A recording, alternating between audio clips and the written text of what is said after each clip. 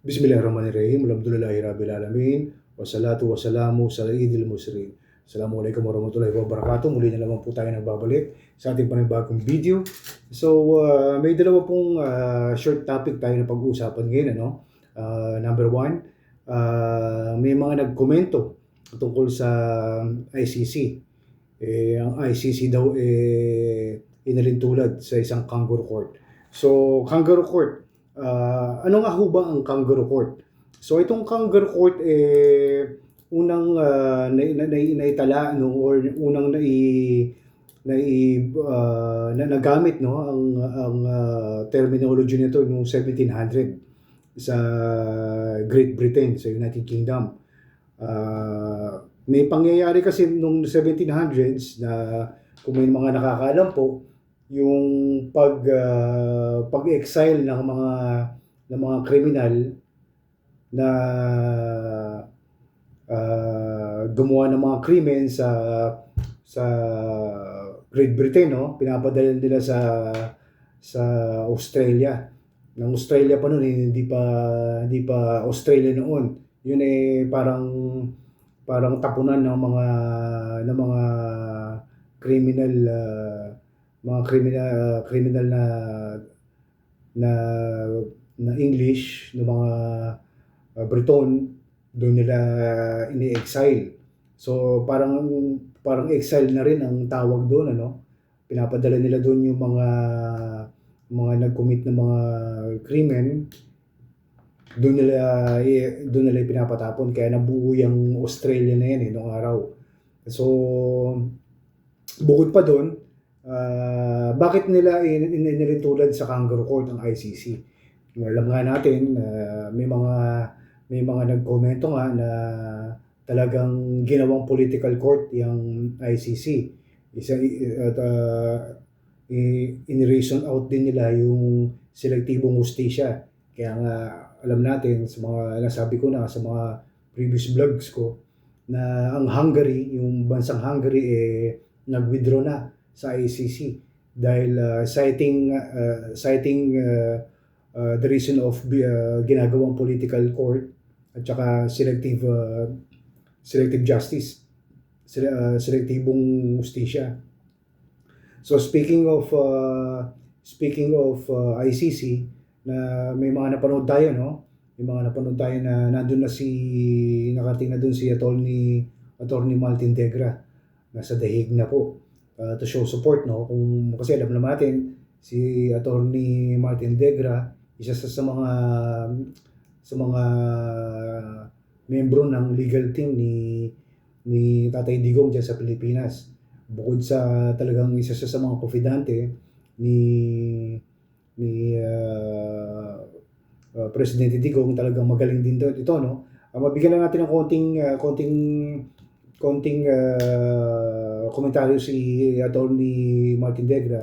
Siya po yung naging chairman ng LFTRB franchising, sa panahon ni Tatay Digong. Isa rin siya sa mga membro ng legal team niya. As I said, taga Davao City din ito.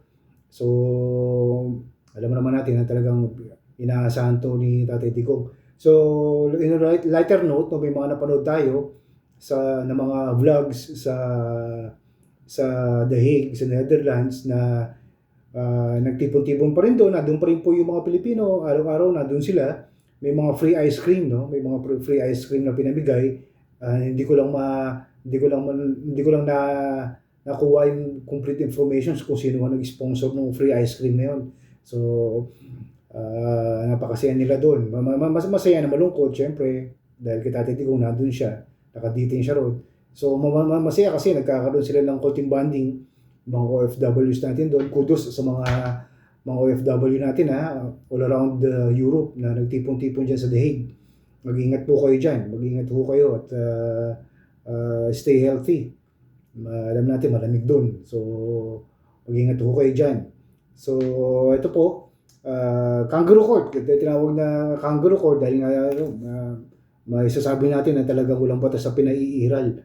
Hindi natin alam, hindi natin maintindihan kung ano yung talaga yung tunay na batas na papairalin. Although siyempre may mga batas sila ron na hindi naman natin alam kung kung talagang aakma sa Pilipinas. Kaya nga sila tinawag na inilintulad sa kangaroo court, wala nga daw pong due process of law. So, malipat naman tayo sa OFW,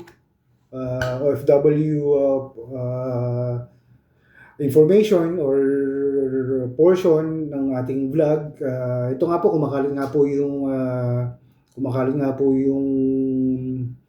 information regarding sa online voting. So, online voting po, pwede kayong mag-register. Una po muna na gagawin, babase po dun sa napanood ko na mga vlogs.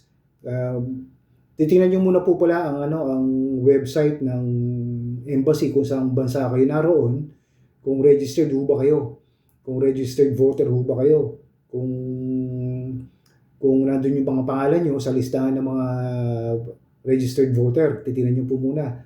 Meron pong website yan.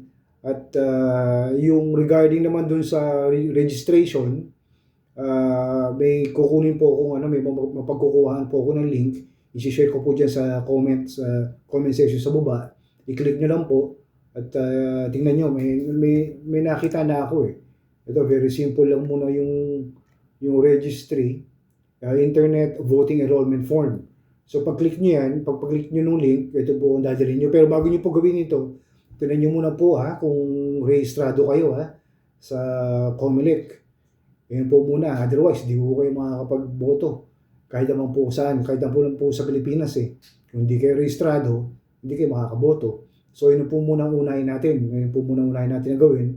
Tingnan nyo muna kung rehistrado kayo, then mag-register kayo. Bukod pa yun sa sa rehistro na as voter kayo yung sinasabi kong registered din sa online. So titingnan nyo po muna, check nyo po muna kung pwede kayo. May mga information din na nilabas sa FB page ng embassy. Tingnan nyo rin po doon. So sa pagkakakuha ko ng information, kailangan nyo ng original passport sa mga Siemens naman po, sa mga Siemens natin, Siemens passbook po, ayun po or passport. Tingnan nyo nila lang din po. Punta kayo kung may mga oras kayo, punta po kayo sa embassy. Kung gusto nyo po makakuha ng kumpletong information, punta po kayo sa embassy kung may oras. Ibang tanong ho kayo ron. Kung nandun naman din kayo sa embassy, doon na kayo bumoto. Boto kayo doon. Alam ko may mga kanya-kanyang schedule yan before ng election proper sa Pilipinas, no? Ang last day po pala ng online voting registration May 7. Yun po ang impormasyon na nakuha ko. Pero check nyo pa rin po. So bibigyan lang po din natin ng konting komentaryo itong online voting, no? Tingin ko hindi pa masyadong masasabi natin na maayos ang sistema na to, no? Kasi actually wala pa raw pong batas na naka-regulate dito. Hindi po natin alam kung baka ma-compromise din ang mga boto ninyo.